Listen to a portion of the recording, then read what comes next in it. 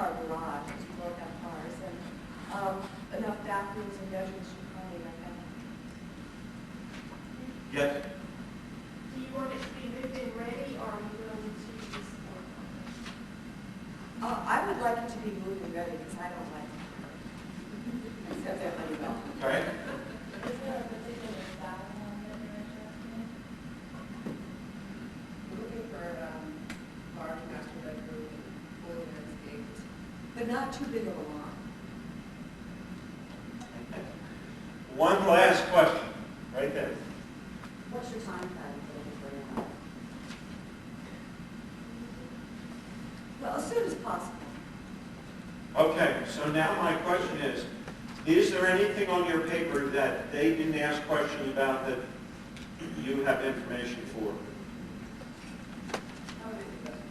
Landscaping. The deck in the backyard, a big window, one big window. Okay, so some specifics about the house. So you guys did a great job. They did a great job as a couple, right? So let's thank them. One of the things that we're going to cover tomorrow about questioning is the key to questioning is not to make sure that you ask a whole series of questions because it's going to sound like an interrogation. The key to asking questions is to ask the right question to get the most amount of information with the fewest number of questions. And we're going to cover that tomorrow. Questioning is not just a statement with a question mark at the end. You've got to think through questioning. What is the information that you're looking for? And how are you going to design that question in order to get the most amount of information with the fewest number of questions? Right? Tomorrow we're going to cover that in a lot more depth. How many folks think that they're good listeners? Okay, before we do that, Matthew's got one small announcement. Everybody understand what we're doing for lunch. You do have an option. However, we're filling out the menu. Welcome back, Joe. It's a response. You're going to wait until something happens. Okay.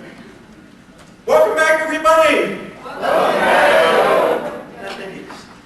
It could get a little bit better. We're going to do that throughout some breaks. Okay. Everyone, please close their eyes. I'm going to say a word. That word is going to create a picture in your mind. I want you to hold that first picture and don't change it. Okay? Then you're going to open your eyes. You're going to tell us what the picture is that you see.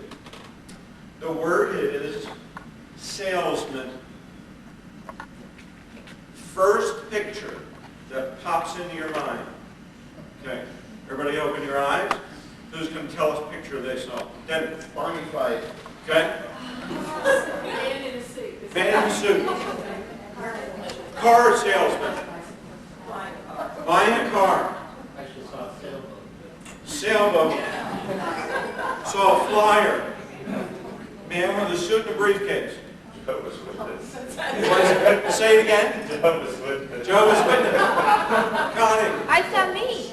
You saw you. Good for you. Jerry. Black coat, black pants, black hat, black satchel. Okay. But the plaid pants really did it. Oh, yeah. Yeah. Okay. Good. And with the vacuum cleaner. With a vacuum cleaner. Okay. Dan, you guys are in. Yeah, the guy with a hat. Just a black hat. Just a black hat. There was another hand over here. Yeah. Somebody that's shifty. Guy in the suit with briefcase with money. Okay, good for you. I saw the Maytag repairman. Is that right? Okay. We'll analyze that over lunch. But here's the question. How many of us consider ourselves salespeople? Now, if you and I, as salespeople, have a picture in our minds of Barney Fife or the guy selling the used car or the shifty guy, what do you think the general public perception of sales is? If ours is that way and we're salespeople, think about that for a second.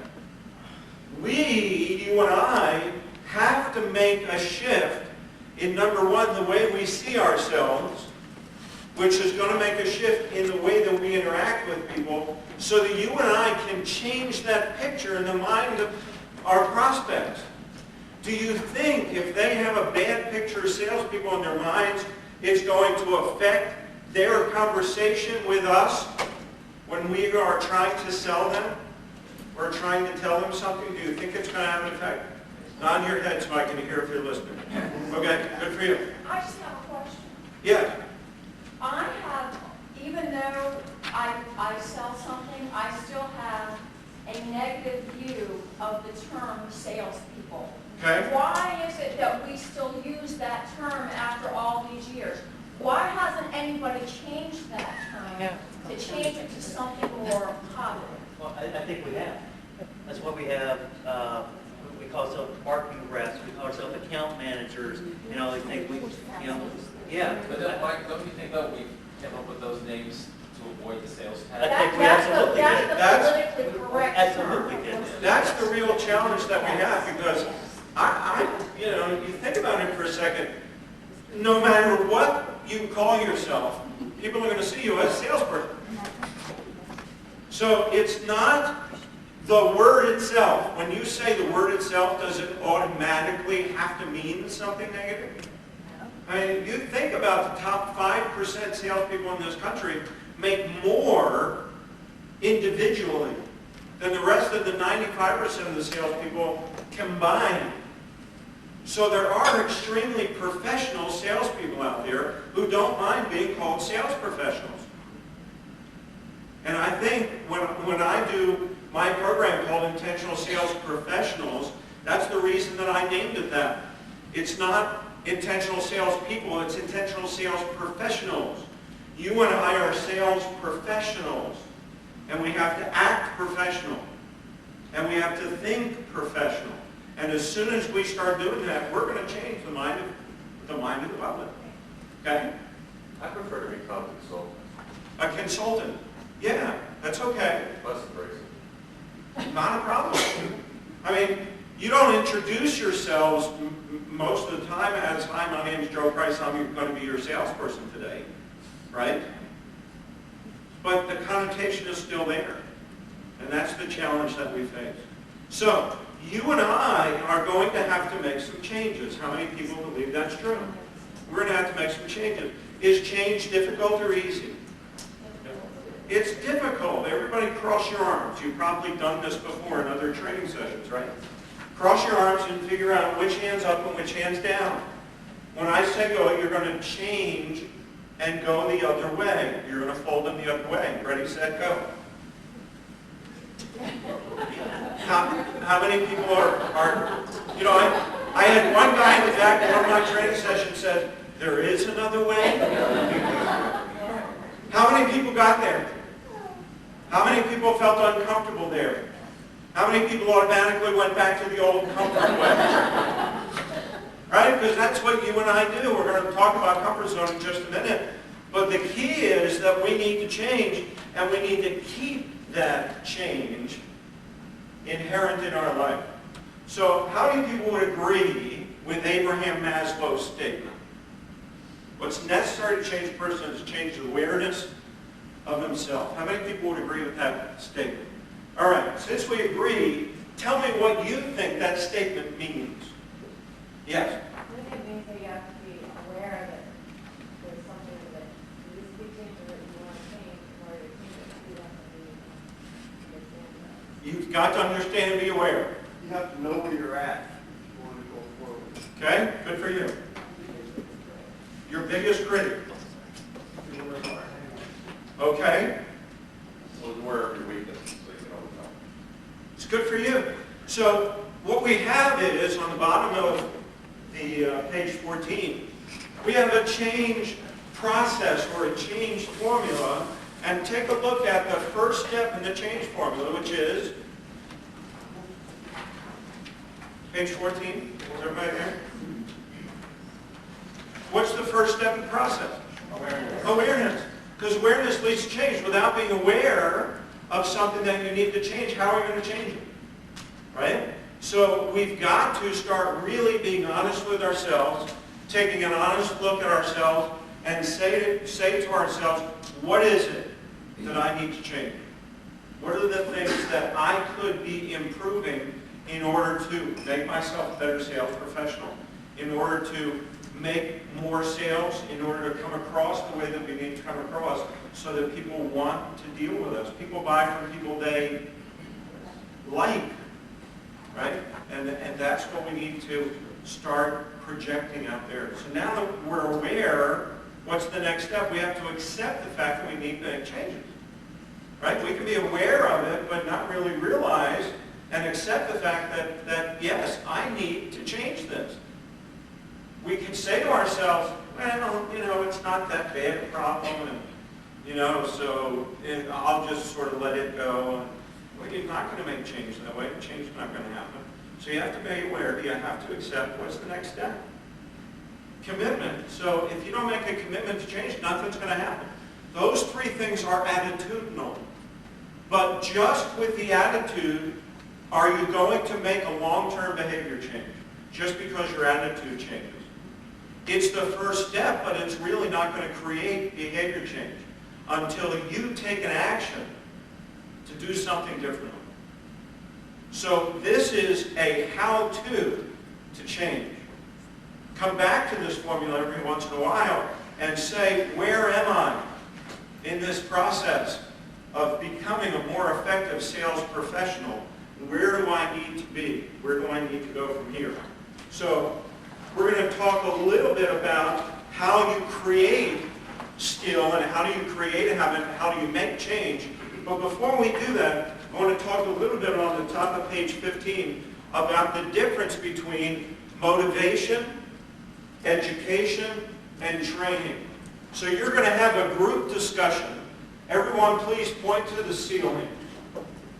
The answer is not there, so you don't necessarily have to look, right? But when I say go, you're going to point to the person at your table who is oozing and exuding leadership and confidence. Ready, set, go. Point to a person at your table. Okay. So, any trainer, or if there are any trainers in here and you do something like this, you have to be very careful the next question. Who at the table got the finger the most? Be very careful about that question. But who at the table is oozing and exuding leadership according to your table? Who's it over here? All right, we got one here. We got somebody over there? Okay, very good. We got somebody there. Who do we got back there? Okay. Who do we have over here? We all got one. Okay. So you're going to pick somebody. Lori, did you make it for this table? You pointed to yourself, so there's good leadership for you.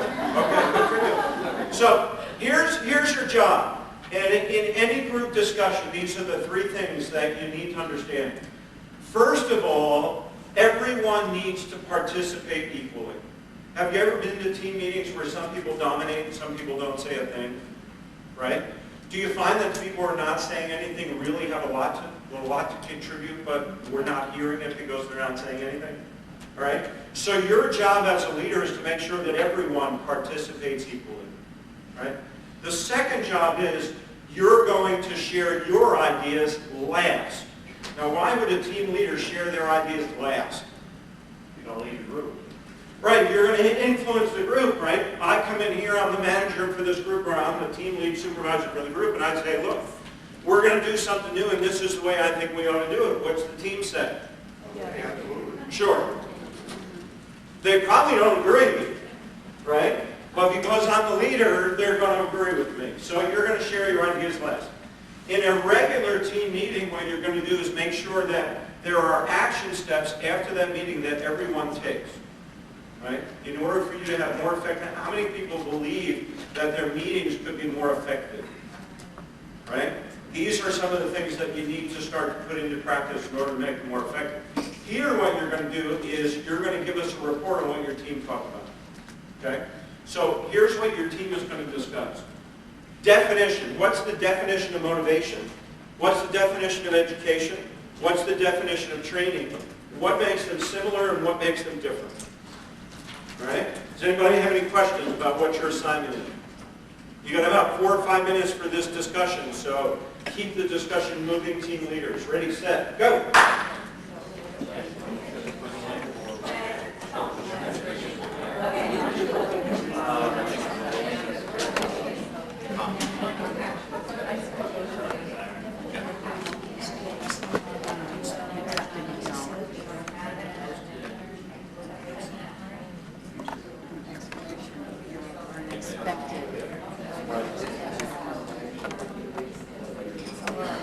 They're going to be done with that.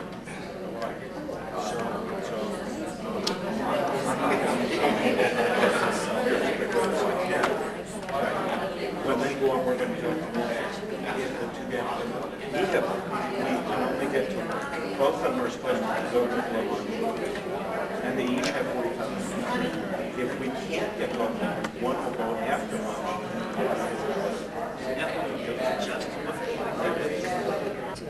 Or the motivation, like, get this.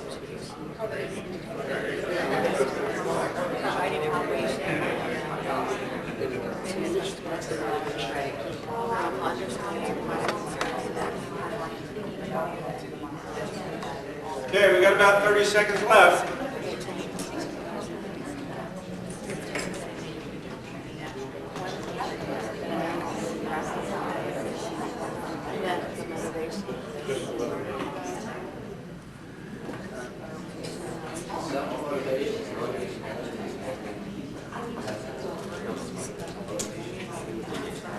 Okay, please stop. Thank you very much. Team leaders, you're going to answer these questions. Tell us what the definition you came up with and what the idea is for motivation. Who wants to go first? Thank you very much. Their drive. Yell it out. Their drive, what gets them up in the morning, what they want to do. Okay, good for you. Who else? Thank you. Getting somebody to do something they don't want to do. Okay, I right? also said that motivation starts with the self. Yes, absolutely true. We have driving force in order to achieve something, and it has enthusiasm. Okay, A method of moving someone from where they're at to where. good for you. How many? Yeah. Having both personal and professional goals. Yes, absolutely true. How many of us have been to motivational seminars? Right? When you walked out of the motivational seminar, how'd you feel? Motivated. Were you pumped up? Right? You were pumped up, ready to go. When you got back into your job situation, how much of your pump up was left? Right? It was like somebody stuck a pin in a balloon and some of the air kept coming out as we were driving home. Right? The motivational event affects how we feel. Now, they're important, but as we said, they don't last very long. They give us a reason for action. They start to deal with how we feel, but not necessarily really change how we think or change anything about what we do. What is my job if I were the seminar leader? What's my job in a motivational event? To motivate you. Right? And my job is to speak and to inspire and motivate and just get you excited. What's your job in a motivational event? To take the stuff away, right? Change our paradigm. Yeah, absolutely right. Change paradigm, get a new idea, take it back, right? Now, here's the question. Education. Is education different from motivation? What does education affect? If motivation affects how you feel, education affects what you know. Let's say we're at an educational seminar. What's my role as the seminar leader in an instructional, educational event? To teach, to help you to think differently. Anything else? Say it again. Depart knowledge. Yeah, absolutely right. Should I be inspirational, motivational? Yes. So I should bring that in to the educational event, but now I'm dealing with more how you think rather than whether you're pumped up or not.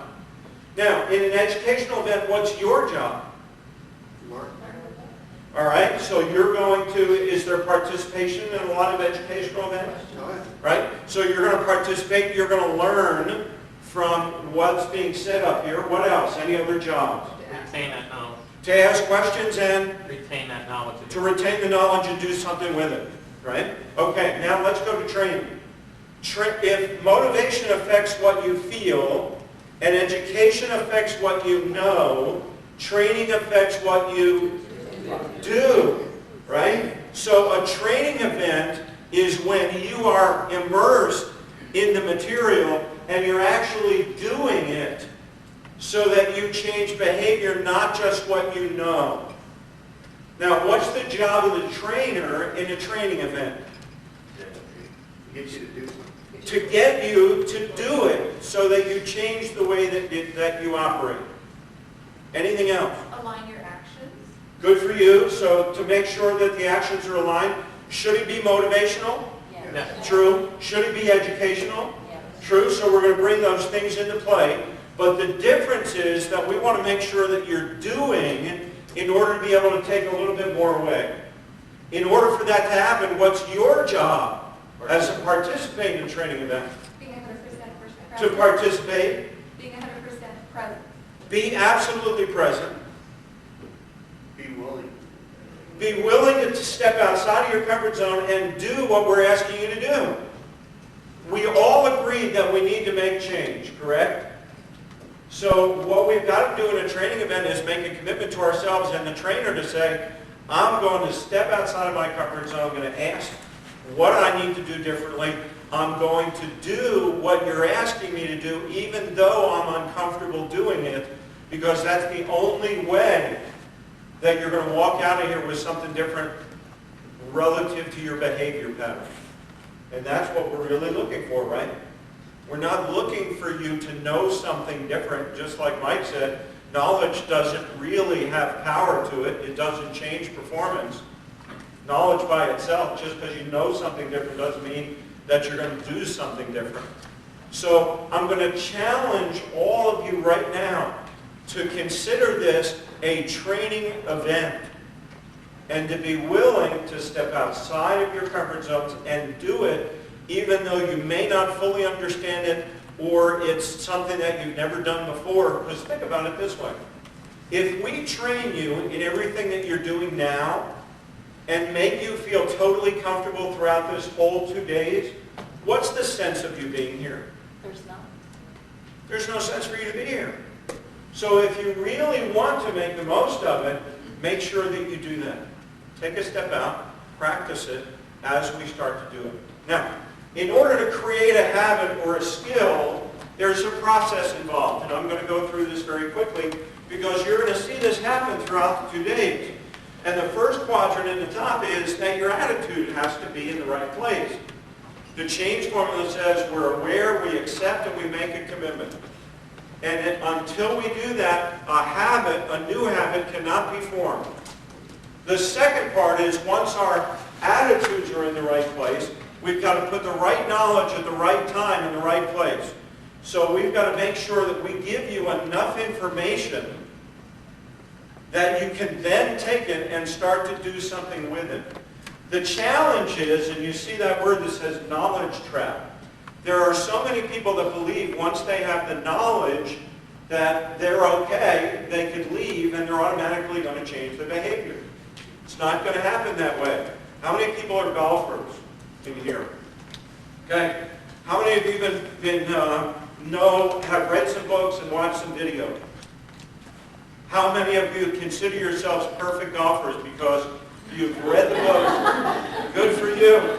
You're one out of about 10,000 people that I've trained so far. But here's the thing. Knowledge doesn't change that performance. It's important for you to get it, but you need to break through that knowledge trap. You need to stop watching the videos. You need to stop reading the books after a certain period of time, and you need to start putting the stuff that you're learning into practice. Now, I love to kill axioms, and one of the axioms I love to kill is practice makes perfect. How many people believe it's true? Okay, so the rest of you know I'm going to kill it, so you didn't raise your hands, right? Okay, So if practice doesn't make perfect, what's it make? Practice. Practice, it makes you tired. Yeah. Practice makes permanent. Practice makes permanent. So if you want to create a new habit or a new skill, you take the knowledge that you learned, you put it into practice, and the more you practice it, the more permanent it's going to become. Does that make sense?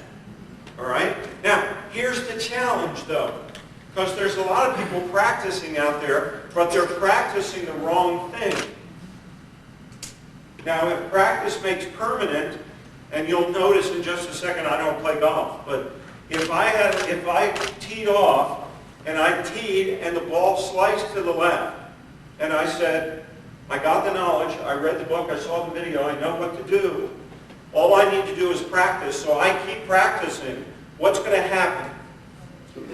My slice is going to get really good. Right? It's going to get permanently in my muscle memory. So when you're practicing, you need a coach to help you practice the right things right. So perfect practice, as you're practicing with a coach, making the minor changes, when you do perfect practice, that's going to help you become more perfect. Right? So as you leave here, and Matthew talked about this before, accountability partners, you might want to create an accountability partner with someone that you work with to hold you accountable and coach you a little bit as you're practicing the things that you're learning. So the muscle memory, the sales professional muscle memory, is practicing the right things right. Now, the last part of the skill development is the habit that you create by doing it over a period of time. How many people have heard 21 days to create a habit? Okay? The challenge that I have with that is if you're not doing it correctly and it's not consecutive, those consecutive days, you will not create the habit.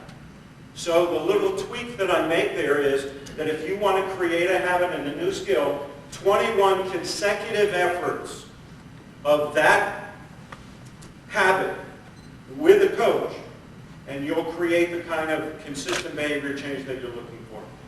Does that make sense? Okay. Now, all of this is going to take us a little bit outside of our comfort zone. So we're going to talk a little bit about comfort zone and how it comes into play. We're going to come back. I'm ahead of myself. Yes, you are. I am ahead of myself, excuse me. So we're going to turn to page 16. I told you the name of my company is called Intentional Achievements, and the word intentional becomes very important to me. Because intentional says that you and I know and deliberately do something in order to make it happen. That we don't do it by reaction. We don't do it by default. We don't do it because someone told us to do it. We do it because we know what we wanted to do, why we wanted to do it, and we know how we're going to do it beforehand. Now, why is it important for us to be intentional sales professionals? You avoid mistakes, absolutely true. What else? What else would be the benefit of being an intentional sales professional? Set goals. You set goals and you know exactly what that goal is and how you're going to accomplish it. I was going to say you're focused on what you want. Yep, you got a lot more focus because you're being intentional. You get results. You would get a lot more results because you're being intentional. Higher focus. Absolutely true. We don't reach high enough, and therefore we tend to compromise and say, oh, that's okay. You know, I'll reach it next time. But if you're being intentional, you're going to set the bar higher, and you're going to achieve higher because you're being intentional about it. Any other reason? Yeah? You're going to affect other people around you How are you going to do that? by just like the habit forming thing, the 21 consecutive days. Yes. If you take that and build upon that and be intentional with purpose consecutively, something's going to change. And that Absolutely. change doesn't just include you, that includes people around you as well. You're absolutely right. We affect other people. It's not possible for you and I to change somebody else, but it is possible for us to create a motivational event or a change environment in which somebody changes themselves. And when you and I are more intentional in doing that, they're going to become more intentional in doing that. So good for you. You're absolutely right. So how do we become intentional? Yes, sir. Well, when you are intentional and you've changing your attitude, so therefore when you change your attitude, that has a tendency to be contagious. Absolutely true. Good for you. It's absolutely right. So how do we become more intentional? So take a look at this on page 17. And I'm going to go through this scenario. You're going to see some interesting things. One, something happens to us. And then we have some thoughts and feelings about what happened to us. Is that true? Right? We're driving down one of our favorite highways. Sunny, everything is beautiful, we're listening to the music, we're having a great time. All of a sudden, traffic comes to an absolute dead stop. We inch along for the next 45 minutes. Can we control that happening? No. Can't control that happening. Can you and I control our thoughts and our feelings about that happening? There's actually two questions in there. First question is, should we be able to control our thoughts and feelings? And the answer is a definite, absolute yes. Do we control our thoughts and feelings? And the answer is definitely, sometimes, maybe. Right? It's true. So we've got to start taking a look at the control that we have in those kinds of situations and start taking that control.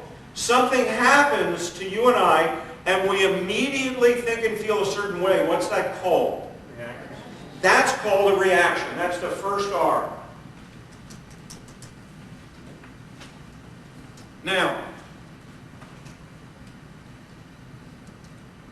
think about the answer to this question. Don't say it out loud. The highway opens up. Everybody is going like a bat out of heck because they're late. All of a sudden, someone comes up alongside of you, passes you, and cuts you off, and drives away. I see some reactions already. Okay. Now, would we have a tendency to react in that situation? Maybe wave with not at all 5 more fingers, or a variety of different things that we might do in that situation. Now, here's the question. We're in reaction mode. Do we know the person who cut us off? No. Will we ever see them again? No. I had one person in the back of one of my training sessions said, yeah, I'm gonna follow that. But that's not what we're talking about here, right? So here's a person that we don't know. We're say it again. We're not going to see him again. Right? We're not going to see this person again, right? Do we like, respect, or admire what they've done? No. And so here's the question for you to think about. When you're in reaction mode in that situation, who or what's in control of you? Doug? Think? Okay. When you're in reaction mode, who or what's in control of you? Yourself. And the answer is yourself. The answer could be The other person. the other person. The answer could be your emotions, right? Here's my submission to you. Think about it before you react and tell me that you don't agree. Okay? For as long as you allow it, here's a person you don't know, you'll never see again, you don't like, respect, or admire what they've done. For as long as you allow it, they are in control of your life. Think about it for a second. And if you agree, nod your head. Right? Now, when we are in reaction mode, that's what happens to us. We give control over to that thing or that person that caused us to react. How many of us think that as sales professionals, we should give control to something or somebody else in a sales situation? We're going to lose it if we do that. Somebody comes in and starts complaining. Somebody starts to take the conversation off in a different way. If we react to that situation, they become in control, and then we wonder after they leave why we didn't get the sale. What's the opposite of reaction? It's the second R. Response. Good for you. A lot of people get that. Response. What's the difference between reaction and response? And it's one word. Control. Thank you very much. That's the difference. Something happens to you, and here's the definition. Something happens, and you take an action that is out of control based on that outside stimulus. Response definition is something happens to us, and we take an action that's in control. We stop, we think, we do whatever we need to do in order to be in control of that situation and then speak or then do. All right? Now, how many of us, where there's been a long time frame where we think, oh, I reacted to that situation, and kick yourself later for doing it? How many people have ever been in that place?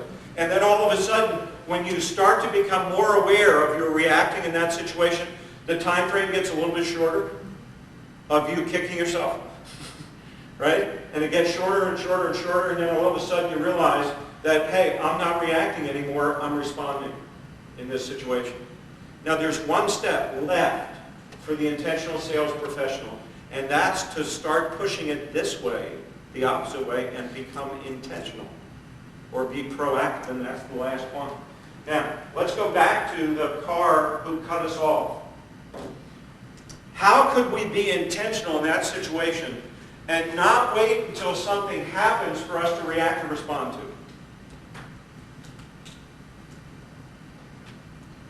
Any thoughts? Be aware of our surroundings. Say it again. Be aware of our surroundings. Beware of our surroundings, right? So we know that people are going to go like bat out of heck because everybody's late, right?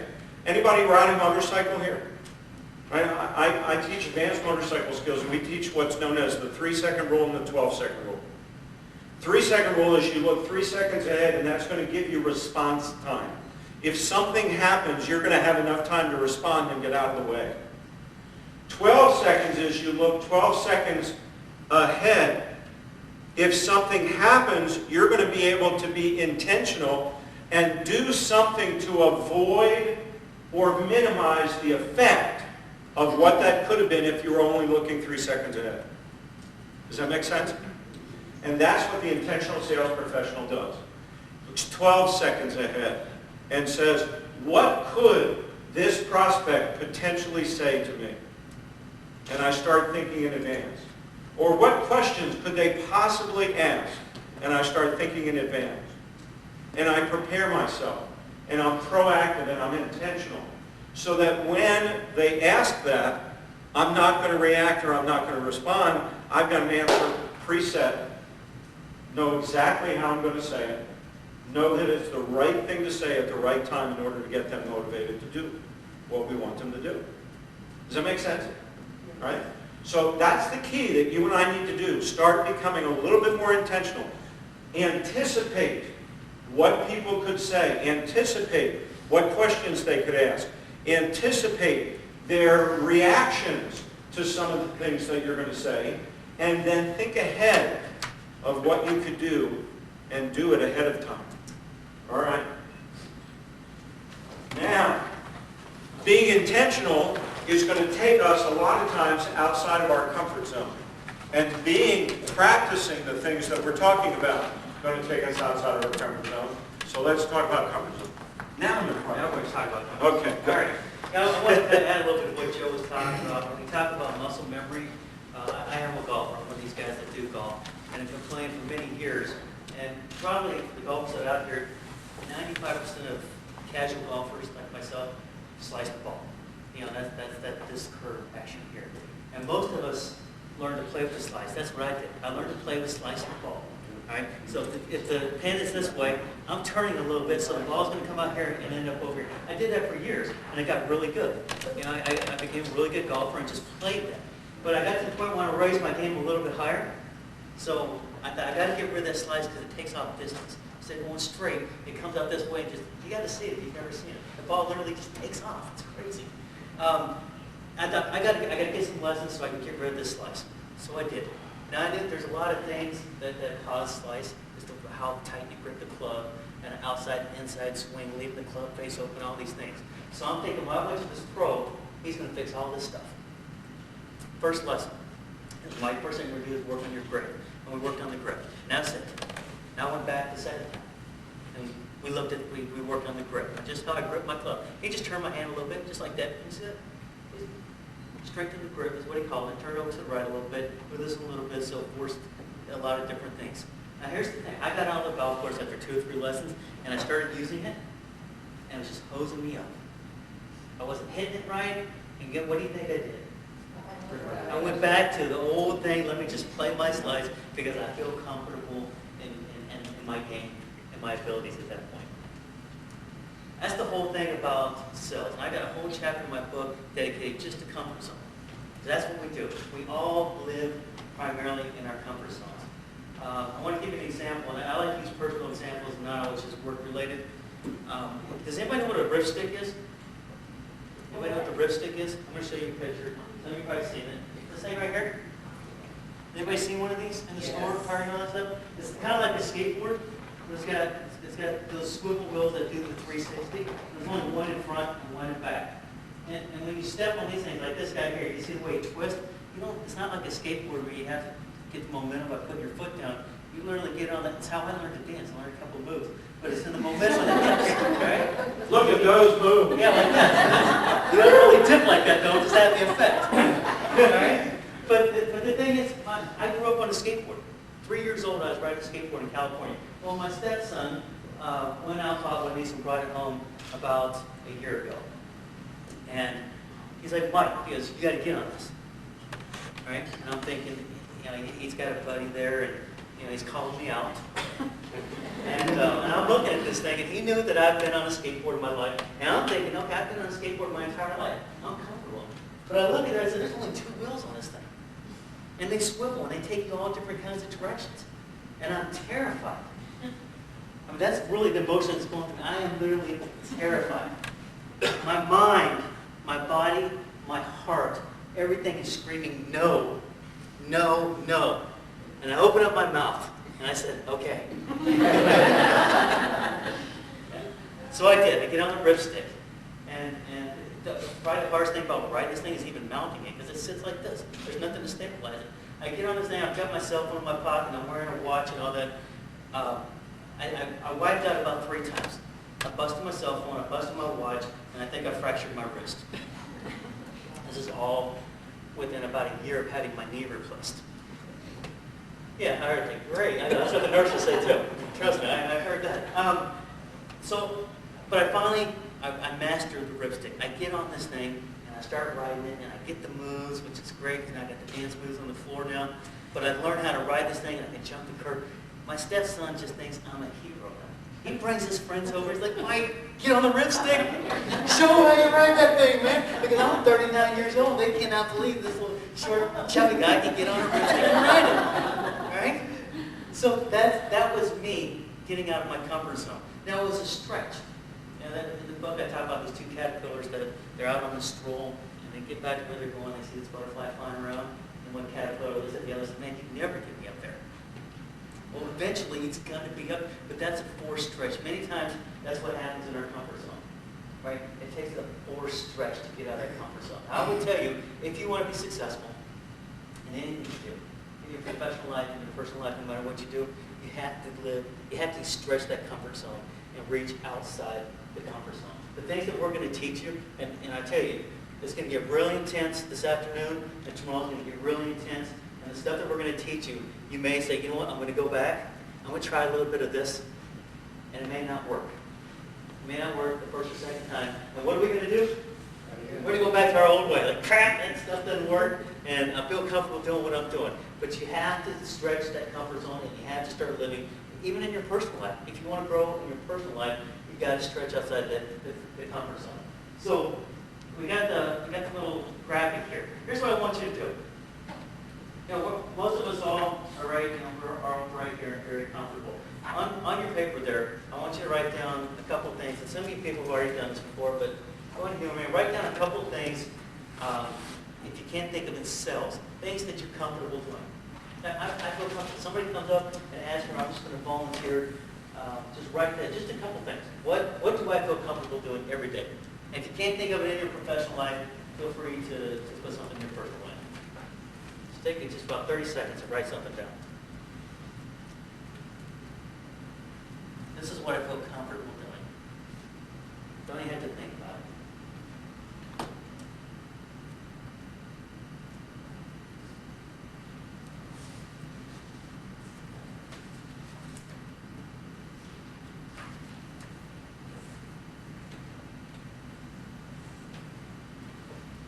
Now, write the emotion that you feel.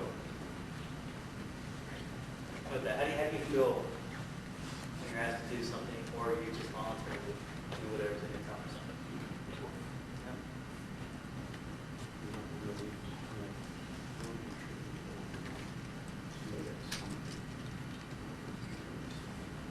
Who wants to share? Who wants to share maybe something that they wrote?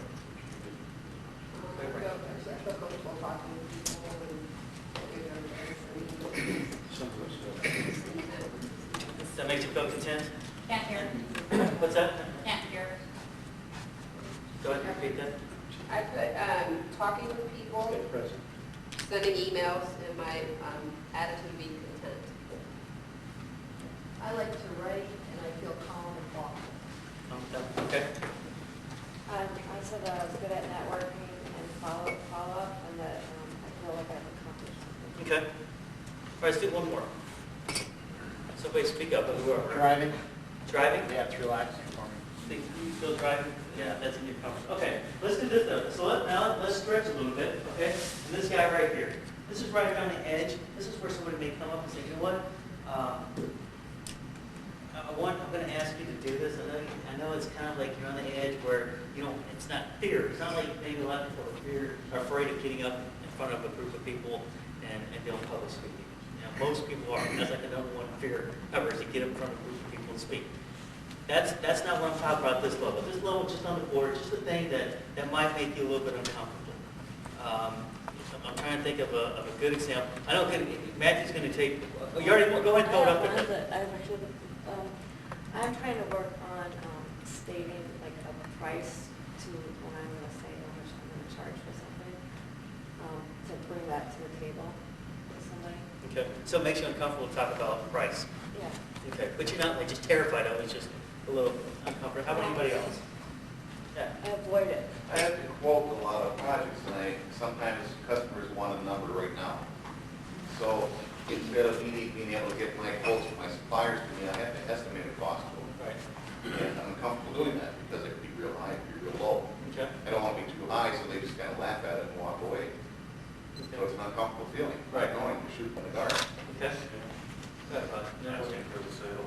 What's that? Asking for the sale. And I'm glad, I appreciate the honesty. And I had a lady come up to me, I was coaching her about a year or so ago, and that's one of the things, she's a very quiet lady, did a good job of building rapport, a decent job, but she missed a lot of different steps. And she told me, she said, Mike, I rarely ask for the clothes.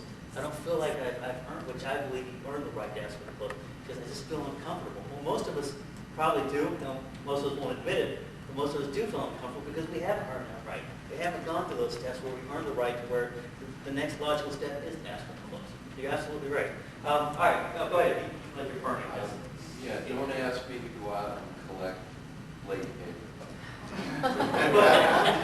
But would you? Sure. You would, but that's right down the edge, like, man, I just don't like doing that. Right? Because I get paid when I do. Yeah, exactly. There you go. All right, now let's do the outer circle. We're way out here. For some people, I have an employee that works for me that is terrified of flying. Terrified. Got her on a plane a few years ago. I don't think I'll ever take her on another business trip. She even had liquored up and had prescription pills, and she was terrified. There's some people that I'm terrified of snakes. There's not much that I can say I'm really scared of, but I'm terrified of snakes. This right here, you put a snake, anywhere around me, I don't care what it is, I'm going to be up on the freaking table, or I'm going to be running, or I'm going to be looking for something to kill the sucker. All right? So let's talk about that. What do you guys have out there? And I can't use public speaking because I already threw that out there. But what else is out there? Losing my home. Losing your home. Okay. But something, is there anything in your professional life that just like, for me, cold calling? Cold calling is kind of right here.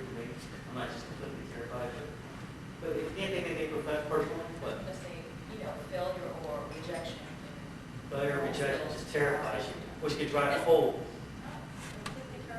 Like when you really feel like you're honing in on something and then it doesn't work, you don't think it's gonna work out. So what could I ask, somebody in here, what could I ask you to do that would just make you just tremble? Like me, it's like, Mike, hold this thing. I did it once in 6th grade.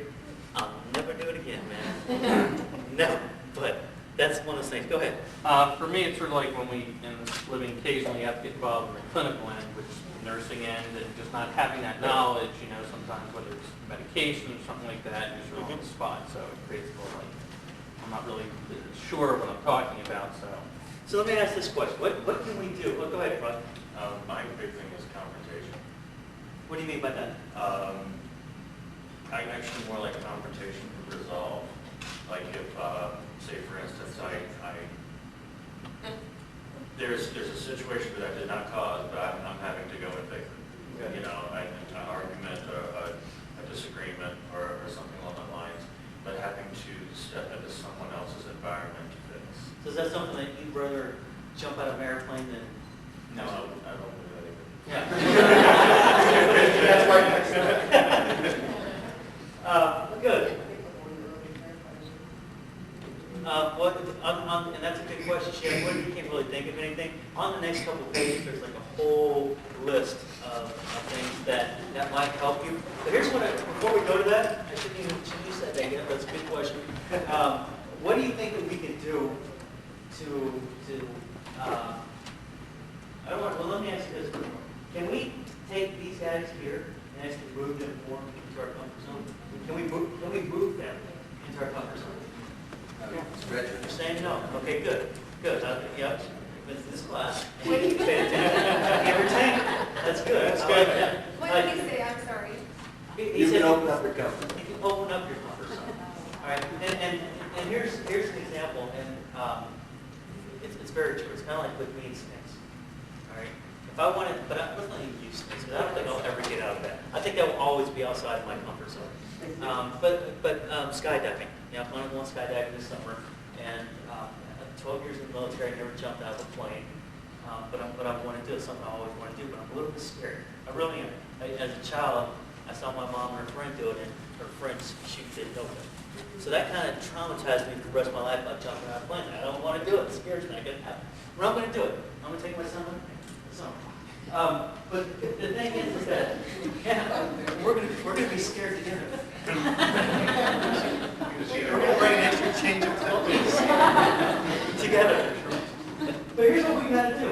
All right, in order to, you heard it, you can't really get inside. You got a diagram? You can't go out here and grab this and say, you know what?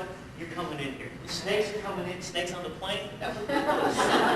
You come in here and you bring it in. All right, and what you have to do is you have to keep practicing. Let's say take cold calling. Some people are just terrified. I hate cold calling, but I'm not terrified of it. But if you hate cold calling, all right, what you got to do is you got to go in every day and say, you know what? I want to make 5 cold calls today. Pick up that phone and respond out.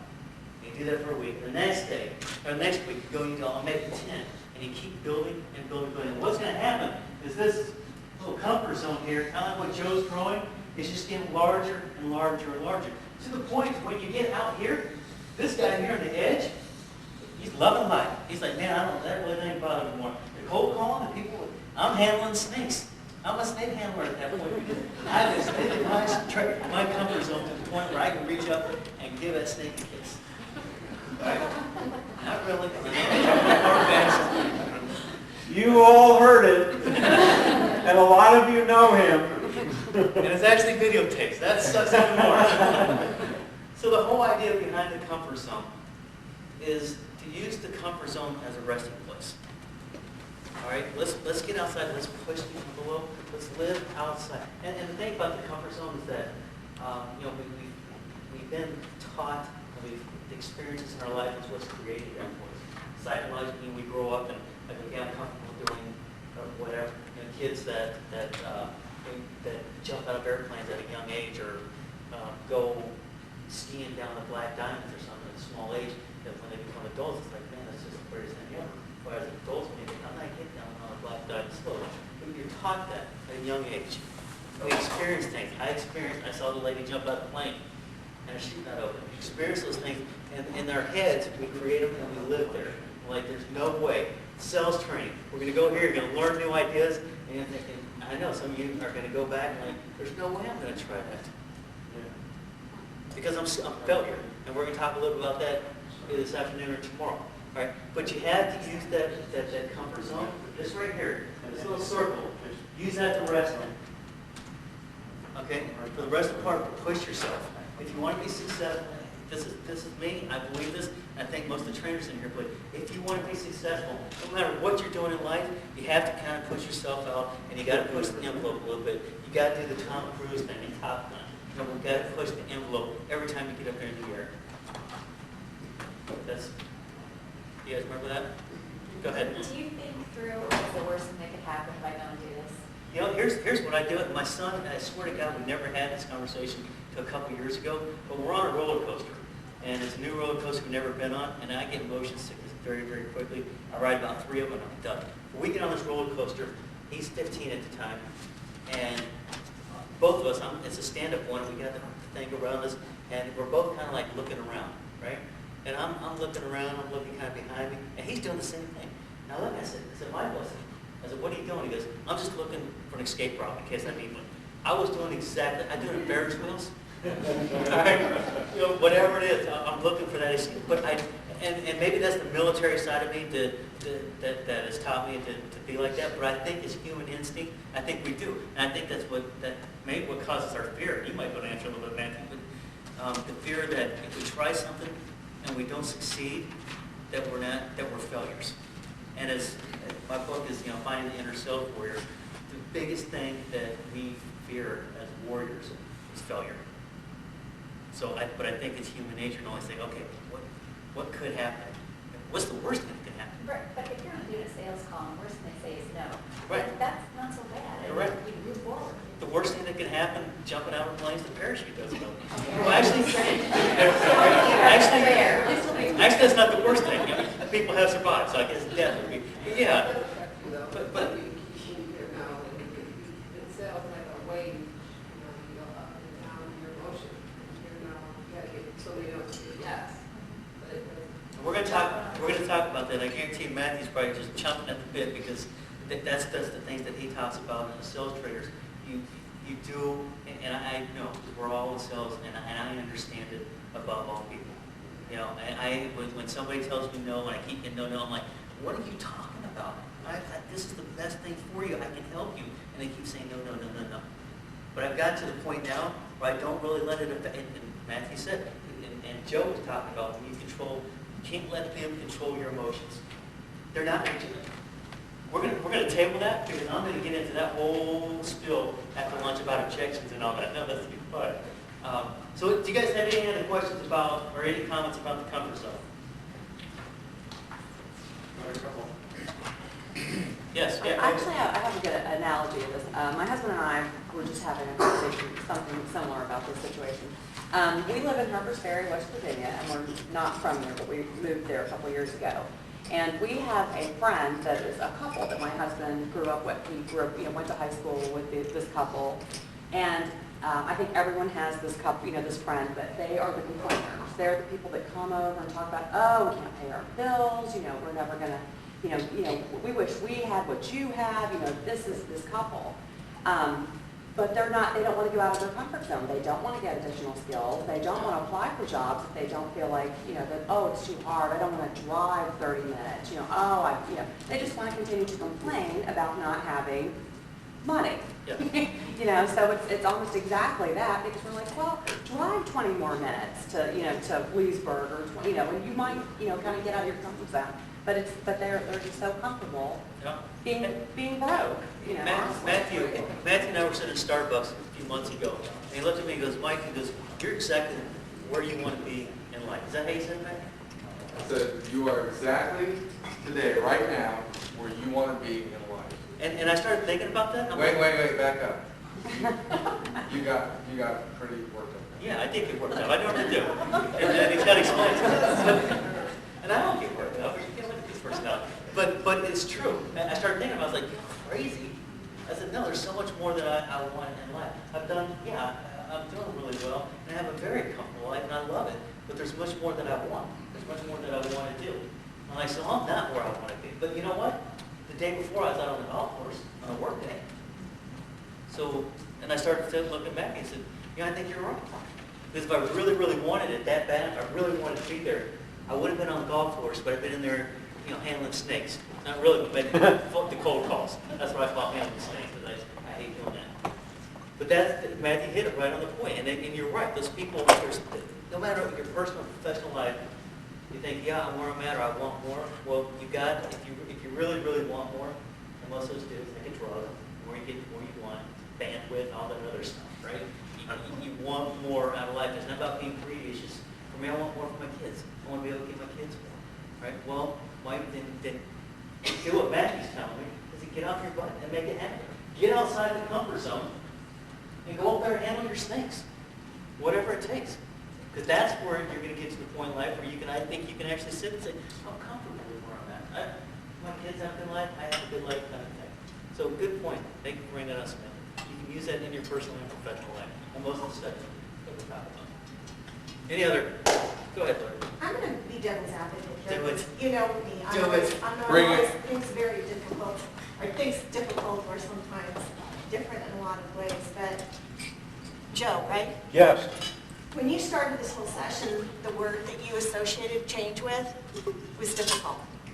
Okay. You automatically said change, difficult. Did I really? Yes, you She's a good did. listener, isn't she? She is an excellent listener. Good for you. And Thanks for when catching it's me on that. difficult, what's your emotion? Yeah, why bother? Well, who wants to go there? Yeah. That's out of your comfort zone. Yeah, good for you.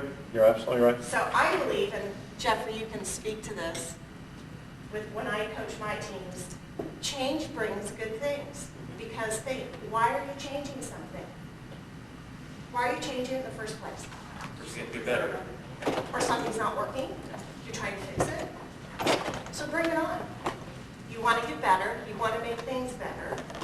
That's going to make you feel better. You've got the tools within your company to make you better. It's a great thing, and thank you for saying So- it. Here's something two questions that I ask, and just answer the questions. Is all change good? No. Is there good in any change? Yes. And what we've got to do is we've got to look into the change. Don't react to it.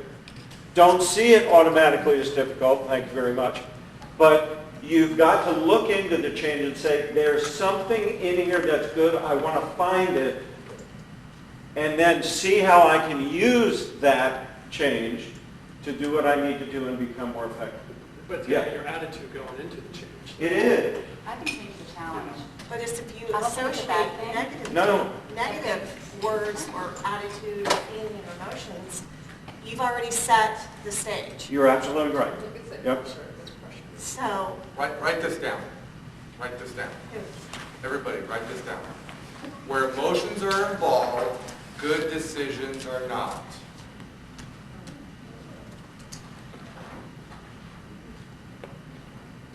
I You agree also with have, all this. sorry, I agree with all this. I'm not Great. saying, No, No, but that's- thanks for calling me on it. no, we welcome the challenge. So, on, I think on page 106 or 108 of your book, you have a V8 or an AHA page. I suggest you take some of these tidbits, these little sayings and write them down. and I think you have to apply that in your personal life too. Well, Like you're saying, if you want to get better, well, change it. And I know for a lot of people it's difficult, but again, there's the word. We automatically go, it's going to be difficult. But if it's difficult, then you're forcing yourself to go out of your comfort zone. Right. And most of the Which things is a are. good thing. Yeah, most of it is a forced stretch. It's the caterpillar. So, The difficult is the emotion that you put in, and putting that word in will get a certain result. So the word that you're putting in needs to be changes and promising so you can. Change is kind of, it's an emotional thing. It's the fear of change that really drives people to procrastination, and we don't want to decide. So if I try to apply in my life, and I don't know if it's right or wrong, but every decision we make is either right or wrong. So I figure, well, that's 50-50. That's pretty good odds. If if I gotta make a decision, whether it's gonna be right or wrong, it's still a 50-50 odds. So I make a decision, and then I just live with the consequences and correct any of the negatives out of that decision, or take advantage of the positives. But in the 50% that you made a bad decision, Right. what did you learn? I learned what was wrong with it. And so therefore you had growth in your Yeah, personal growth. definitely. So there again, to me, that's positive. It's like Joe just said, there's something good in all change. Yeah. Even though all change is not But good. there's a lot of change that is difficult. You get cancer and you have to adapt your life, you're getting a divorce. So even though something is difficult, it doesn't mean it may be difficult, but then it's where you go from there. Yeah, I'm going to bring, that's a good point. And I was just talking to Joe about this. And I know I don't bring this up, but I think this is something personal in my life. 8 years ago, my 7-year-old daughter was killed in a car accident. And I talked to Joe, and since I've written a book and I go and I speak at different engagements and all that, some of you know that about me, and I've shared it. But you're right. It was one of those things that was a difficult, you can imagine, it was extremely difficult. I mean, it still is. But, time has lessened that pain. But, going through it, I was forced. People said, oh, you're so strong, Mike. I could never do that. Well, BS. What do? Do I eat a bullet?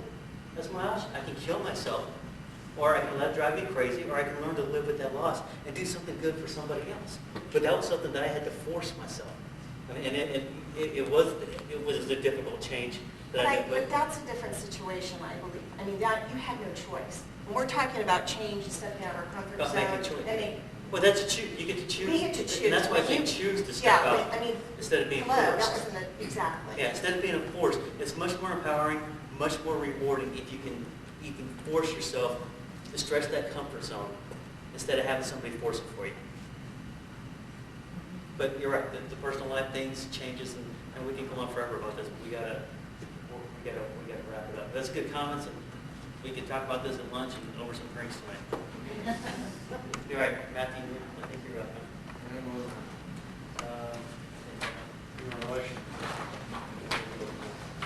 Oh, my favorite. My favorite. So, can somebody just read that golden rule out loud? Do those as you want them to. How many really believe that? Can you raise your hands higher? How many really believe that? Can somebody tell me why they believe that? It works. Okay. So what you're saying, you and I, if I treat you the way that I want to be treated, is that going to work?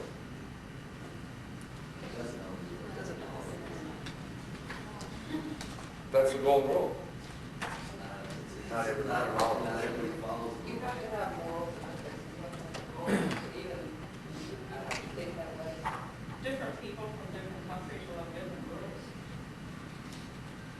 Anything else? But the skill works. It works for you. Yeah, the skill works. I think you have to treat people the way that they want to be treated. Yeah, not turn the the way that page. you think they want to be Yeah, treated. turn the page. That's the platinum rule. Treat others. Oh, I didn't look ahead. Give her two or three of these, will you? I'm genuinely surprised to see that there, I swear. Treat others the way they want to be treated. I work with a lot of people and they really don't understand what's not working in their relationship. And I talk about this. Treat others the way that they want to be treated. So we treat others the way that we want to be treated. So, for example, if we're in a relationship and we're the doormat of that relationship, guess what? That's what we're teaching them, how to treat us. So it's very, very powerful. Very powerful. How many of us believe that there are different personalities that we have? Right? Now, if I'm a type A, goal-oriented, ego-driven, go-for-it kind of person, and I'm having a conversation with a type B personality that's a little laid back and, wants some strokes and, feel good and teamwork and all that kind of stuff, and I'm the type A, I treat the type B person the way I want to be treated, how's the relationship going to be? It's not going to go very well. right? So it's the same thing when we're in sales. We've got to somehow assess the personality type of the folks that we're talking to. So instead of treating them the way that we want to be treated, the way that we would want to be talked to, we start to listen to their personality type, who are they, and we start changing out the way that we communicate with them to the way that they need or want to be communicated with and treated. If you start to become a lot more sensitive to that concept, you're going to see a lot of positive change in the interaction with the folks that you're talking about. And that's an overlying human relation principle that we should think about as sales professionals, that we want to really hone in to the prospects and the people that we're talking to and find out, who are they? What kind of personality type are they? How should I communicate with them in order to be a little bit more effective? Yes, sir. Well, for someone, I'm not going to say my age, but for someone that is a little bit older and is not quite understanding the younger generation, okay, I have a problem with this. Okay. Because they're already in a mindset that it's a gimme, gimme, gimme, it's all about me. Sure. Okay? Why would I want to feed into that? We were talking about this Last night. just the other night. We were talking about the generational aspects of this. And that if we want to get somebody's attention, who's a Generation Y or a Generation X, we're going to have to think a little bit like them and figure out how they want to be communicated to. Not that we're going to lower ourselves or change our standards or do something that's outside of our own integrity, but at the same time, we want them to understand that we're trying to relate to them and we're trying to understand where they're coming from. Because they've actually set it up that way. That's what they're expecting. You know, they want you to come to them and come to their level. You know, already. That's, you know, because if they don't get it, they literally turn around and they go somewhere else or they do something. They act like they've got, you know, this multitude of, you know, You places. know how to go to their level. But if, you know, You know how to go to their level and look at it from their point of view. I can go to their level, and it depends upon the situation. Sure. You know, absolutely. I don't ever want to turn anything into a negative, you know, so I do try to keep it as a positive. But I also understand that regardless of what generation it is, you're not going to be able to reach all generations. Good point. But is it going down to, if I have a goal that I want to accomplish, whether it's a sale or anything, I'm going down, I guess if you want to put it to their level, but it's just to make them understand. But once I'm there, I'm still going to get my goal through that way. Absolutely right. Yep, absolutely right. One of the biggest challenges we have in relationships, even through the sales process, is we don't seek to understand first. We don't really seek what their needs are and how they want to be treated. Because we've already predetermined when we go to a sales call of all the knowledge that we have, that we believe what's important to us is important to them. And that's what simply this is saying, is find out how they want to be treated, what their needs are. Make sense? In other words, don't be selfish. Yeah. Yeah, Basically, or, that's what it comes or, for example, somebody like me, I'll be selfish all day long. However, I want to understand you first. I want to understand what we're doing, what we're talking about, where the need is, and here it is. So it goes back to really giving them the control, and finding out, you know, seek first to understand. Any other comments on that? One suggestion with this was, if you really want to do this, do it with children. If you really want to do it even more, do it with grandchildren. Because there is a generation gap, and that is hard.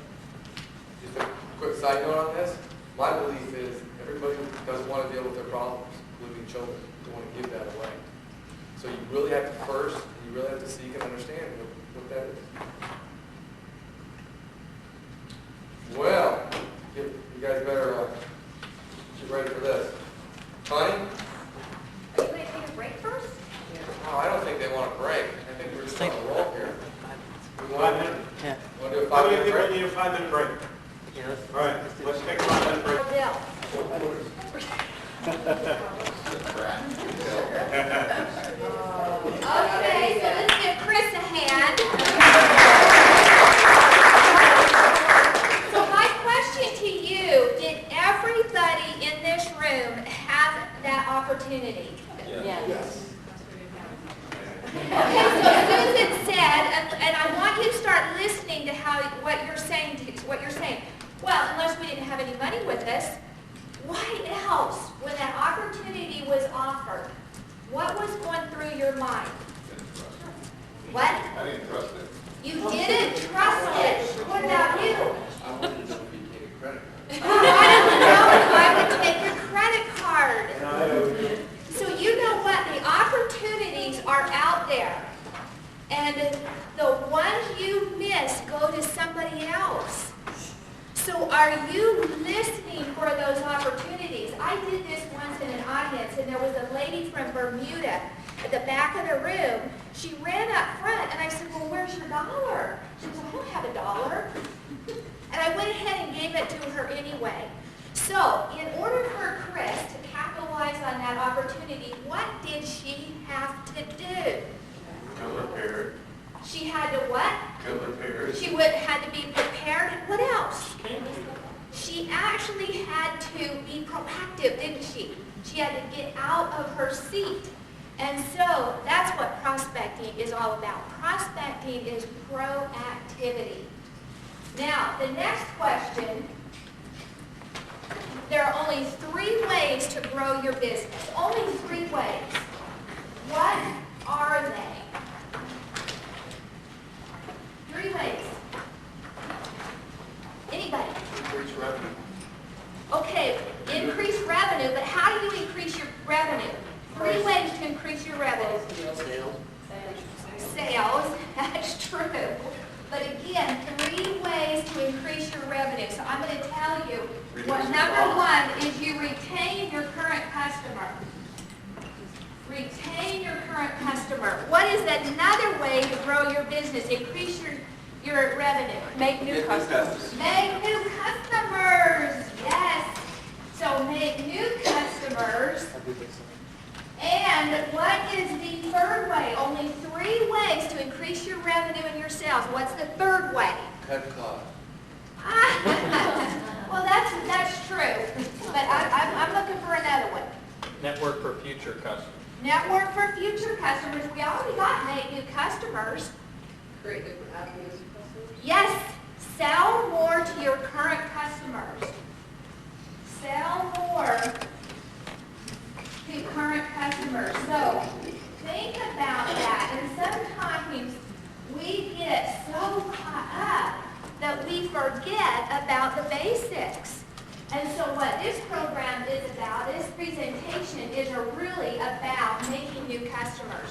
Because I am willing to bet every one of you are already really good at retaining your current customers. If you believe you're good at that and your company's good at that, I want you to stand up. So you've mastered the retention of your current customers. Now, how many of you are good at selling and upselling and creating more opportunities with your current customer base? Most of you. Think about it. So we want to expand on that. And then, and also, now here's where the rubber meets the road. How many of you are good at proactively getting new customers or clients? I want you to stand up. Okay, so these are our leaders. I recommend that you definitely, during mealtime, go talk to them and ask them, what is it that you're doing so that you can learn from each other?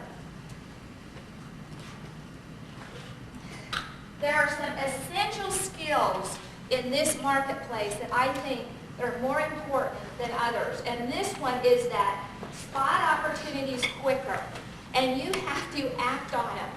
This waiting for something to happen is just, guess what? They're going somewhere else. And what I'm excited to learn about from the other presentation is turning that opportunity into a need. Because right now, we're all looking for opportunities, And I find that the salespeople that I'm coaching, some of them are jumping onto the opportunity, but they don't know how to turn it into a need. So I know Mike is going to do a really good job on helping us to do that. And also, in this economy, I believe that each and every salesperson needs to at least double their prospecting activity. Because we have ways to get leads. Your websites are working for you. Your seminars are working for you. Absolutely. But are they doing enough? And so what is it that you're doing for the proactivity and doubling the prospecting? So let's look at a basic sales model. There are 5 components. The first component is to identify your prospects. And Gail, the next presenter, is going to go deep into this. She's the marketing strategy expert.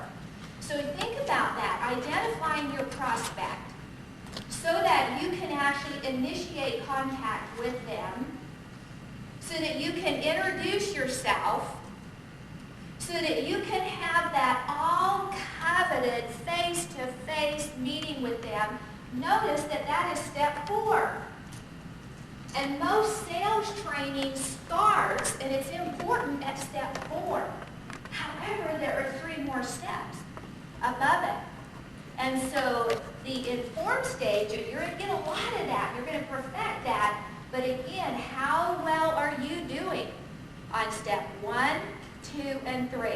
So on your sheet, your worksheet in front of you right now, I want you to grade yourself just like you did in high school. You got grades in high school, A through an F. How well are you doing in identifying your prospect? A through F. Just jot it down, don't think about it a lot. Page number 27, just to give you an idea. So you gave yourself a grade. How well are you doing in initiating contact? A through F. What about that introduction, that value proposition? Once you're talking to somebody, how well are you in that area? How well are you doing? Your value proposition. Then inform. Do you know your close ratio? Most salespeople tell me, I've got a 60-70% sales ratio once I'm in front of a qualified prospect. That is pretty good. 50% is pretty good. How well are you doing when you're face-to-face with a prospect? What grade do you give yourself? And then the last one is to influence them to buy from you. What kind of grade do you give yourself there? So in front of you, you've listed your strengths, and we all need to know where our strengths are. Absolutely, capitalize on your strengths. But where did you get your lowest grade? Because here's what I believe, we're only as strong as our weakest link. And most salespeople, their weakest link is prospecting. And why is that? Because prospecting is not an intellectual exercise. It's an emotional exercise. So hopefully I can assist you in becoming more comfortable with the prospecting. So we're going to zero in on initiating contact and introducing yourself around the prospecting. So there's only 2 ways to view initiating contact. Only 2. Simple. Are you seeing it as an opportunity to help somebody, to sell somebody your services, to meet their needs, or are you seeing it as an emotional threat? So Mike, I know you're a strong guy, so you shared with us that you do not like cold calling. Did you all hear that? He doesn't like it. So is he seeing that as an opportunity to expose his services, or is he viewing it as an emotional threat? Threat? Yeah.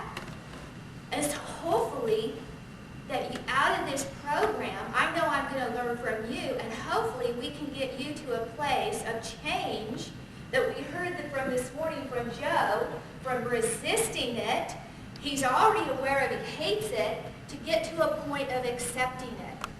Because a lot of times people think prospecting is cold calling, and it isn't. There's so much more to prospecting. There's a small part of prospecting that's cold calling, but you can warm up a cold call to do that. So this is my definition for prospecting. The proactive steps. So what are you doing on a daily basis for proactivity? How many of you have a system in place where you know that you're doing proactivity every single day? Raise your hands. Raise them high, because we need to take a look around the room here. But wait, you're scrunching up your nose and you're kind of going like this.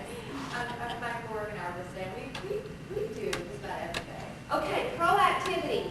So again, notice there's not a lot of proactivity that is being admitted to in the room. Maybe you just don't feel like raising your hand, but that's okay. But what I'm going to encourage you to do is this is what I do. And involved is the salesperson that is the most visible. And they're not necessarily the most competent, but they're the most visible. Visibility, visibility, visibility. Jerry's been in sales for a few years. He was sharing with me this morning. And Jerry, he prospects at Anderson Security. Share with me what you said about walking into a business and what your experience has been. So stand up and share. You remember what we talked about? When you walked into a business, cold walking, when you would go in and it was visible. I do something that a lot of salespeople, especially younger salespeople, are afraid to do now or don't recognize it. And I go in and out of businesses because that's how I was taught years ago, how to create a business. The one thing that I've found that I still do a lot of mailing and a lot of calling on the telephone, but when I do get that appointment and I go out to that appointment in the morning, I will make sure every day that I spend that morning in that area just cold calling, going in and out of businesses, passing out cards, passing out my brochures to businesses, and I get from a lot of people that you're wasting your time. They don't want to see you, but it's not the truth.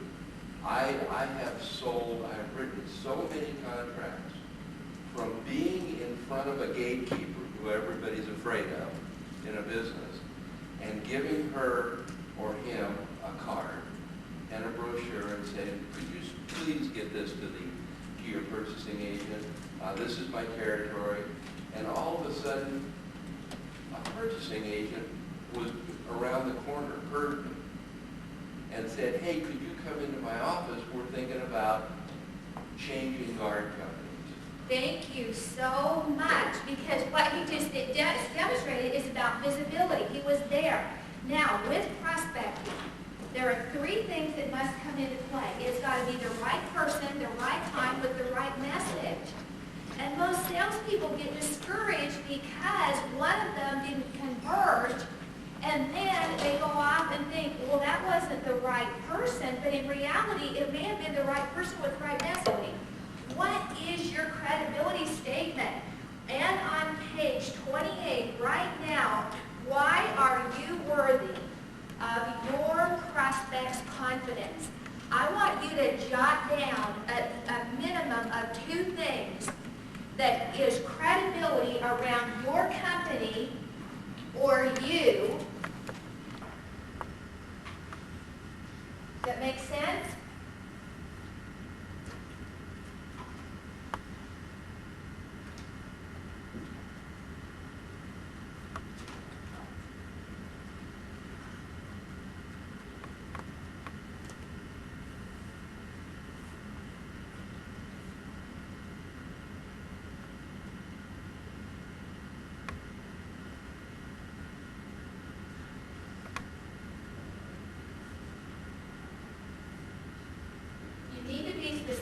People remember names and numbers. They remember names and numbers.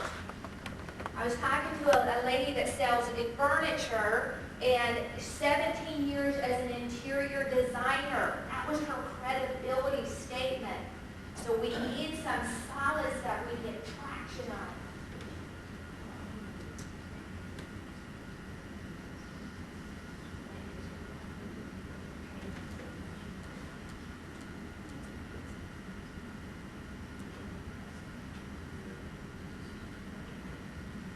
Okay, so moving along. So Bridget, tell us your credibility statement. And make sure everybody in the room can hear you. Well, I'm a relationship and divorce coach, and so my credibility statement, I mean, most people don't have their master's of science in marriage, family, and child therapy, and teaching degree, and paralegal degree, that kind of thing. Okay, excellent. So she's got, so not everybody, relationship coach, can come in, take her name out, and put their name in. Very good. And Leslie. I've been working in the senior housing industry for 18 years. Okay, now here's your challenge. Before you come back to lunch, I want every single one of you to be able to have that. How many of you, by show of hands, are proud and comfortable of what you wrote down as a credibility statement? Raise your hand. So quite a few of you, but if you wrote down, you know what, I got a good attitude. Well, I mean, we love your attitude, but again, what is that kind of thing? Now, the last one is a strong value proposition. Are you connected to your value? Can you articulate your value for your business? A very strong value proposition. And the way that you can start here is, why do people write you a check? So Karen, why do people write a check to your company? Because Well, we show that we're compassionate and empathetic to their needs. But what's the underlying? Why do they write you a check? Because they trust that we'll do a good job. Okay, but go deeper, yes.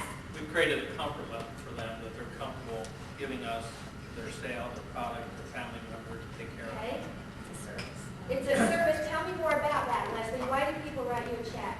We're providing a service, we're meeting their needs, maybe it's, or providing. Yes, Well, offering a good product too. you're offering a good product, so it's Right from the field, and they really appreciate that. They understand that not only do I, but my colleagues and the people who run the business are very they respect values, they appreciate values, and they show that to our employees, and they show that to the clients. okay. Very good, yes. I honestly think it's because they like me, and I'm I'm helping helping to solve solve their problem. So they like Not her, like a coffee way, so but they- I'm helping them out. Okay, And they trust I love me. it, because we're going to come back. I want you to start listening to how certain people are communicating about themselves, because that is really a telltale as far as how people are successful. 80% of your success, talking to people, they're peripherally present, but when you ask them a question, you're forcing them to engage, and then you've got a conversation. So the three puzzle pieces, whoever can tell me, what did I tell you when you're prospecting, three things must converge. You remember it? Right message, Right time. and the right person. And so when you're prospecting, those three have to come together in order for you to be able to get that appointment. And most of the time, if you're prospecting into your target market, it's merely a timing issue. So those of you that get the word no, here's something that you can say. I know that timing is everything. We also know that things change. May we stay in touch with you. Do you know that salespeople that do this say that 80% of people will say, yes, stay in touch with me. And there are salespeople that keep good records claim that they come back and sell 80% of those people that originally told them no. So, strategy, structure, and execution. Prospecting is really all about your strategy, your structure, and your execution. So again, time to break yourself. When you think about strategy and prospecting, what grade do you give yourself on an A through F? This is not in your handout. but you can just jot it down, A through F. Strategy, structure, and execution. Where do you give yourself? What kind of grade? What kind of grade do you give yourself on structure for proactivity? And what grade do you give yourself on execution? Because again, those are the keys, the 3 keys. There's, in my view, unless you have a multi-million-dollar marketing budget, there is no one way to get 30 customers. But there are 30 ways to get one. You can do it. You can get creative. You can get fun. The reason I like being a salesperson because I think there's so much variety and it's loads of fun. But again, if you've got your sights on somebody, you can get their attention. So it's all about activity, but it's kind of about the right activity. And you're here, and again, use this today, this next 2 days. Are you working on the right activity? And that very last bullet point, whose name can I read? Lori, will you read that very last bullet point? That's the sentence in the self-esteem of power into the question mark. Have you noticed that that seems to be the theme that we're hearing here? So the best predictor of sales success is truly, this is what that they have found, the behavioral scientists that I work with. Jerry, will you read that for everybody? Can you read it? Yeah. Yeah, sales results are critically linked to the number of contacts initiated by prospects. Thank you. Prospecting does not bother me except for, what do you write? It doesn't bother you except for. We're not giving us more to go through the case, that's how we know it's true. It's, maybe it's the age thing, they don't trust me, they don't think incredibly hard. Okay, so there it is. Prospecting does not bother me except for. What's your name? See, I can't see that one. Randy? Then Probably the body except for they would see me as every other person in the company there, besides all of that. okay, and then Chris. Chris. Doesn't bother me except for. Knowledge of who I'm talking Not having the knowledge of, so you're not having the knowledge. to. Doing protocol, I'm not sure exactly. Okay, okay, thank you, yes. The fear of rejection. Okay, fear of rejection, I'm gonna come and we're gonna hit that one, yes. It's the fear of making them feel like I'm trying to get in their pocket. Oh, so you want to really, I want you to really pay attention to these fears here. So these are powerful. Fear of thinking that you're trying to get in their pocket. Next one, my favorite excuse is, oh, there's not enough time in the day. Not enough time in the day. We all know that one. What else? They didn't want my product anymore. They didn't want it, so we already decided they didn't want it anyway, so why go for it, yes? What else is a favorite excuse? Too busy right now. They can't afford it. How many of you are kind of have this real secret, you look into your client's pocketbook and you start predicting, right? That's a good one, yes? What, we're not cheap enough? My favorite excuse, so now start noticing this. So underlying people, the people that have a fear, 2 or 3.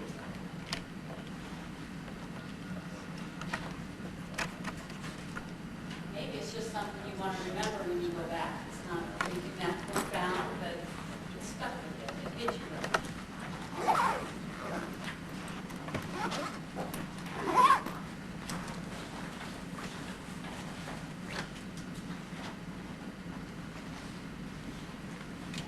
Everybody have 2 or 3? That was great.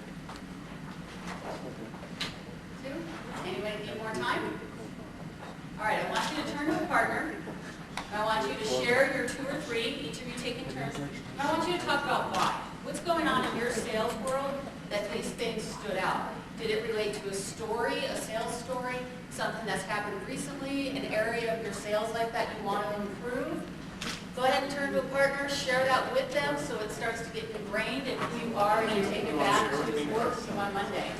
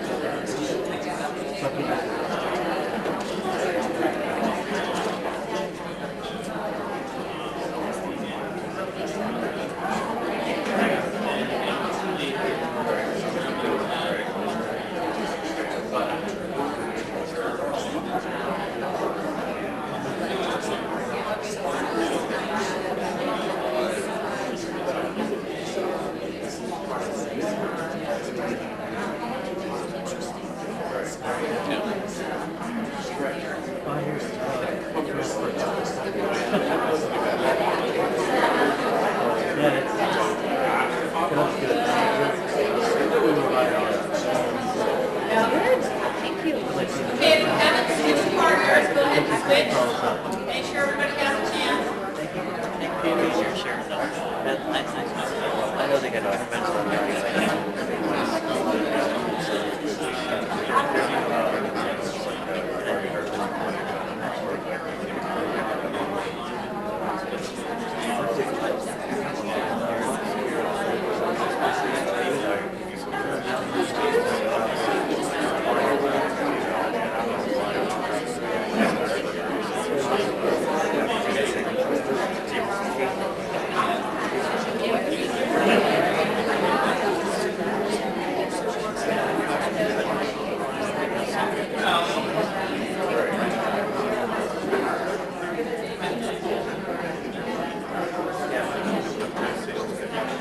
Okay, and stop. And stop. All right, let's have it shout it out. Okay, stop. Let's shout it out. We're going to write it up here and see how many common denominators we have. Let's start at this table. What were some of the takeaways? What were your ahas? What were the things you wrote down? I like the rocks and see what you're visual on your desk as far as whatever you're doing for. Okay, getting something visual to attach to your sales process. Right there. What else? Anything else over here? Did you guys have any common denominators? Wow. What did you talk about?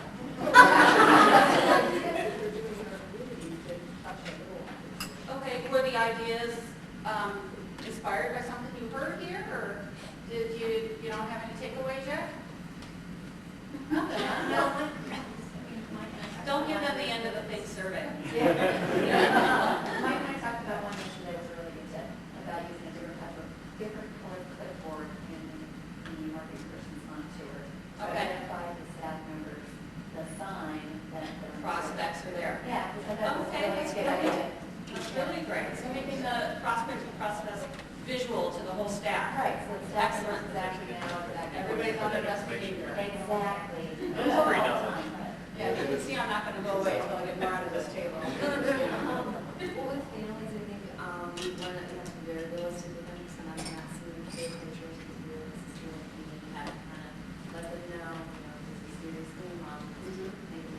So being honest and genuine about your features and benefits with your prospects. The benefits is what I call is really good, because dig deeper into the words that you want to share with Yes. them. Tell the features of the building, you don't think the benefit parts. Right.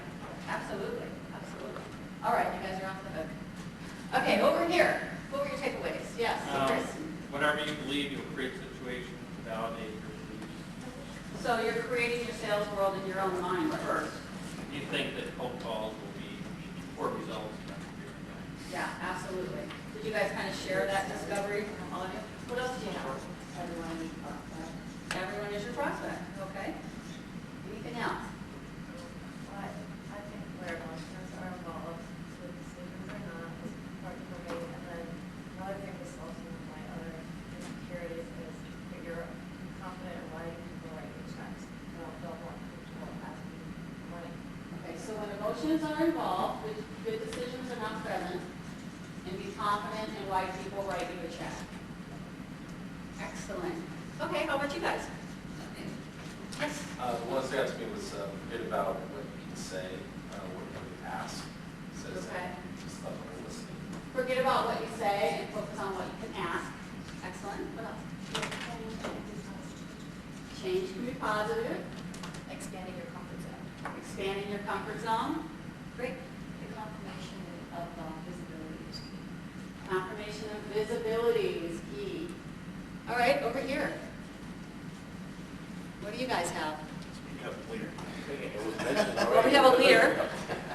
No, the belief that if you believe in yourself and you believe that you Right. can do something, you can pretty much handle anything. Isn't that at the core of everything? It is. Everything we do really comes down to what you think of yourself. You can do it, then go for it. Okay, what else you got?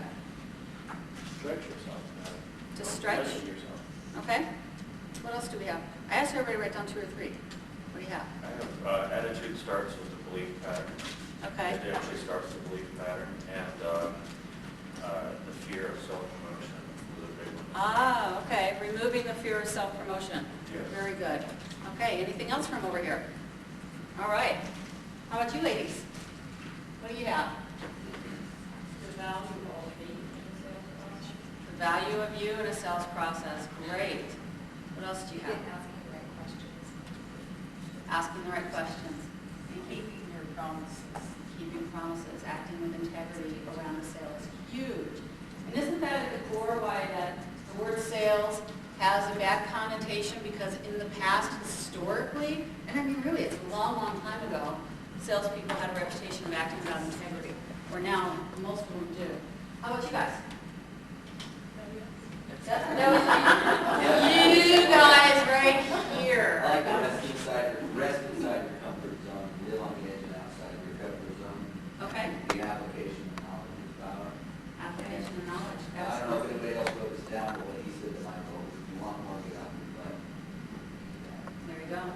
Okay, did you get all that? Okay. Application of knowledge is power, and rest in your comfort zone, but work on the edge or outside. What about you guys?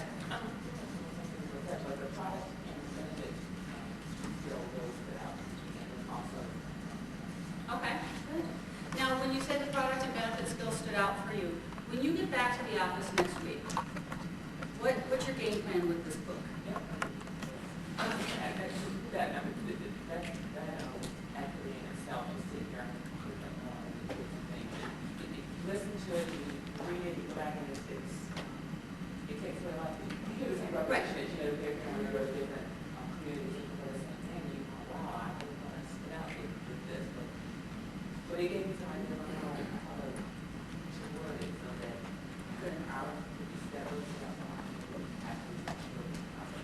Excellent. Very good. Thank you. How about you guys?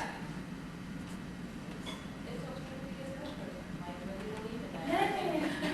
I mean, we're free of that. I think that was just profound in that when we talk about what people see in terms of salespeople, everyone says something negative, as you mentioned before, and I think there's a lot of positives in being, salespeople, and we do this, definitely great value for what we do, so just appreciate it. Good, good. What else from here? Listening means knowledge. I don't really like the others the way they want to use it. That's what I'm on. Right. It takes a lot of observation to figure out what somebody wants in a conversation from you, or what pace. So what is that statistic that when you leave a seminar, how much information do you retain? How much? 5%. 8%, it's like pitifully low. So we got two quick things before lunch. One of the ways for you to retain more information is to ask questions. So I'm going to ask Joe and Mike and Matt and Connie to come on up here to the front. And I want you to formulate questions for them. And just so you're really motivated, we're not leaving for lunch until everybody gets at least one question. So who wants to go first? It can be of anything related to the seminar or to them personally. Nothing sarcastic. Yes. What made each of you want to do these seminars? What got you into this field? I'll start it. Probably the same reason we're in the line of business we're in. It's all about sales, it's about helping people. And when you're throwing the world of helping people, you're forced into that forced stretch. So that forced stretch is not as empowering as when you actually get out there. I started by forced stretch. It's like in a previous job, calendars were full, Mike, you gotta go. Like, oh, you know what? I gotta go. But I realized that I really enjoyed it. And it does take a lot when you're up here and you're training and you're speaking, you're doing whatever you're doing. When people come up to you after, it only for me, it only takes one person to come and say, you know what, Mike, you just changed my world by what you said kind of thing. That's why I do it. If I can help one person, and it pays well. Well, but can I answer that one? The reason that I do is the teacher teaches what the teacher needs to learn. And prospecting was my weakest link, and also fear. And until I have mastered it, I will continue to teach it.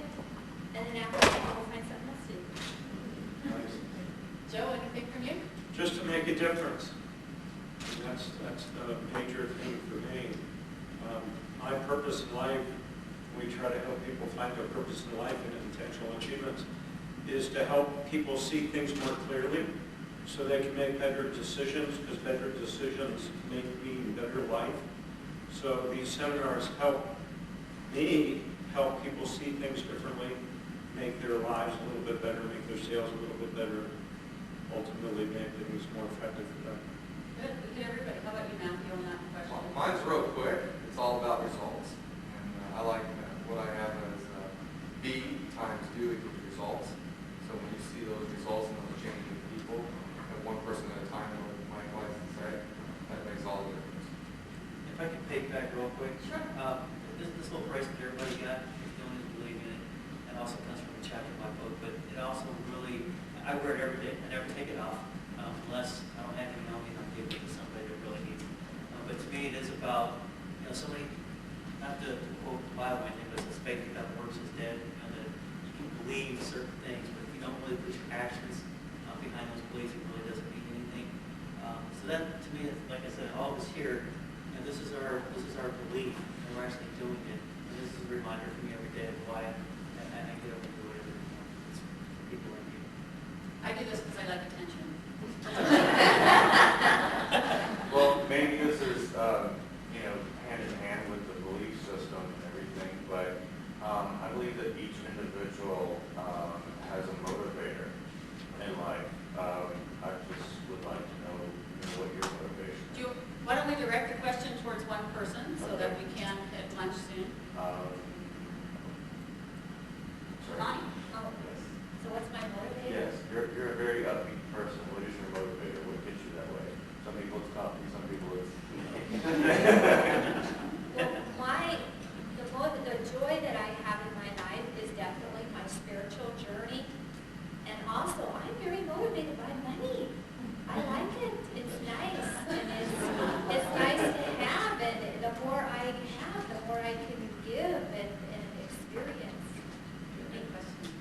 Yes, right here. I don't know who to direct the question to, but do you guys truthfully practice what you preach? Direct to one. If I could get you to direct to one. Damn it. It's been very inspiring, but do you practice these things in your life? Yeah, that's a really good question. It's not the first time it's been asked. It's one of the things I do. I do motivational speaking on that as well. And I did work for a gentleman that says that there's an on-stage personality and an off-stage personality, and I agree with that. But there's no separation between on-stage principles, on-stage values, and off-stage values. I'm human. I do make mistakes, but I do my best. Every day, actually live and do what I actually train. And for me, it's most of the time when I'm training or I'm speaking, whatever, it really is coming from my heart. When I share stories, personal stories about tragedies and things, it's because I want to make an emotional connection. And it changed me, and I hope that by sharing it, and I have, by sharing things like that, it's changed other people. So that's, I definitely do. Okay. Whoa. My question is, how did you overcome your fear of public speaking? Since that's everyone's fear, mine particularly. Let's take it, Joe.